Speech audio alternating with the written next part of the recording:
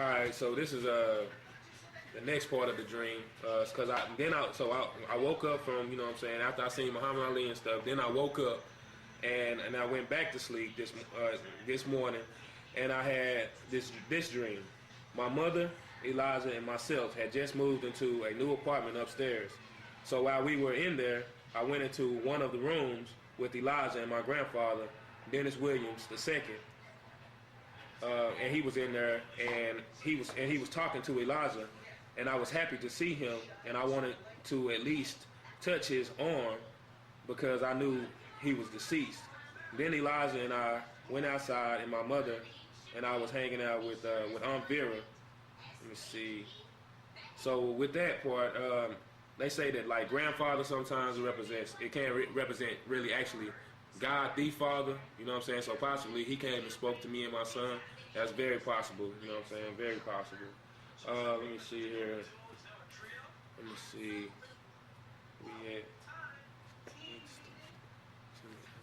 Then I went to this huge house with a lot of people in there, and some of my family too. It was like a huge family reunion, and this is a common theme. This family reunion, and it's actually me personally. I believe this is like the wedding feast. You know what I'm saying, or like, you know what I'm saying, like not the wedding feast, but like a congregation. You know, we getting fed the word here at this place. You know what I'm saying? It's like a family reunion. It's godly. It's for, you know what I'm saying, for Christ or for God. So that's why I say that this right here is the church. This house, you know what I'm saying, is the church. It represents the church. It says that in the dream book also. So that's what I feel about this dream, just to start off with. Then I went, let me see.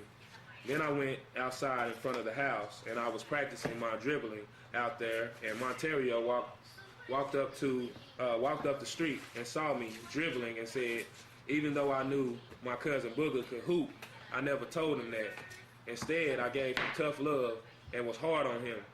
And Booger kept working on his game, and look at him now. And I thought to myself, yeah, he's pro. He's pro doing what he wanted to do. Then I went into the house, and I went into the kitchen. And kitchen, you know, the only thing I ever found on kitchen is in the Bible, and it's talking about like the priest. The priest, it's like a holy place. Only the priest can go and cook the sacrifices for the Lord. You know what I'm saying? So possibly that's still going on. Ain't no possibly, it's still going on spiritually. But you know what I'm saying? Sacrifices are Jesus now. That's the sacrifice, you know, once and for all sacrifice, and we just gotta worship Him. And there were a lot of people in the house, so a lot of Christians. You know what I'm saying? So in the kitchen, there were some elderly women and men in there. So these are the elders of the church that I'm talking to right at this time. You know what I'm saying? The ones who's supposed to be up there, the leaders of the church. You know, one of the elderly ladies said, "Can God lie?" And I said, "No, He cannot lie." Then the woman agreed with me, but said, "I agree with you, but too bad it's not in the Bible." Then I told her, "Yes, it is. It's in Proverbs." Then someone else who knew it was in the Bible said, "That's right, it is in Proverbs." Then I got hungry and fixed me a big plate with some ribs and whatever else I wanted, and ate plenty. So I ate plenty of word, you know what I'm saying? That's what it is. I ate plenty of word, whole bunch of it, whole bunch of Jesus' word, you know?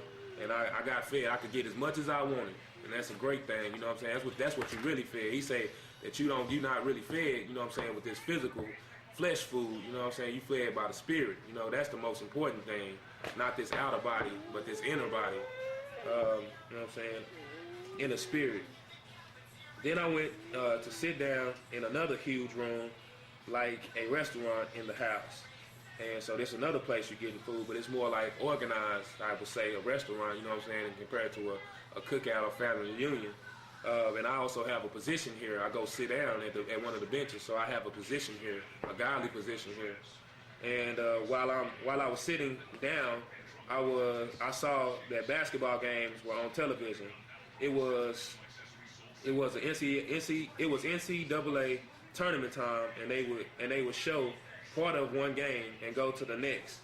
While I was sitting over there at my table, there was a white guy behind me, and he asked me, "How do I be a good Christian?" how do I be a good Christian? And I told him, believe Jesus is Lord, and your neighbor, and treat your neighbor, and love your neighbor as you love yourself. Then I was going to continue to tell him the rest of the rules, but he started paying attention to something else, and I left it alone. And he got up and left.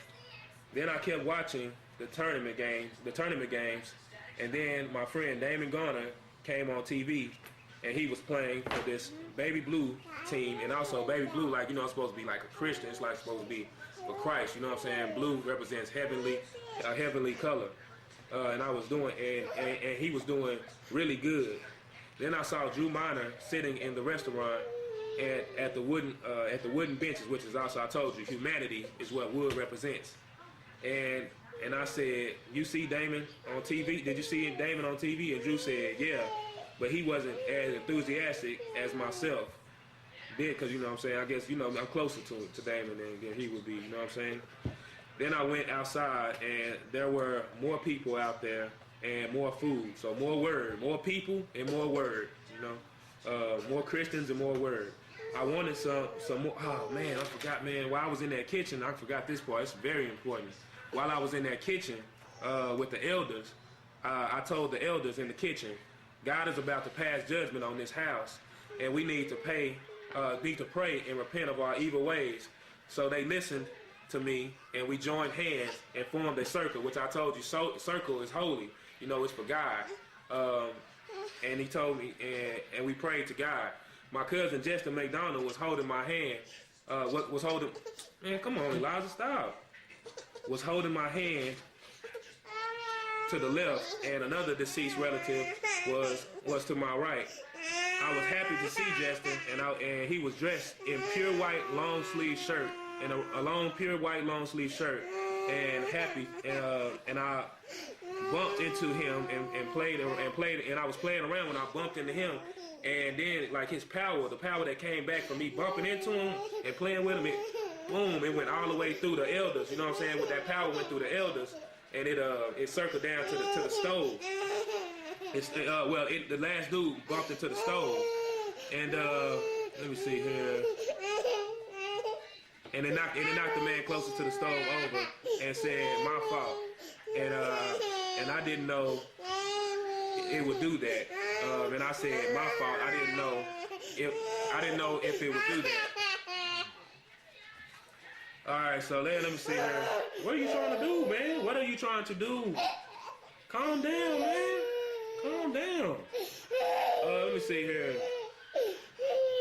But he wasn't, let me see, he wasn't through that. So I went outside, and I wanted some more ribs, and I went to where my Aunt Betty and some other people were at, and it was like a picnic, and I was in this blue and white cooler on the ground in front of the dark wooden benches. You that sleepy, man? All right, hold on, man. It's about, just cut that, man.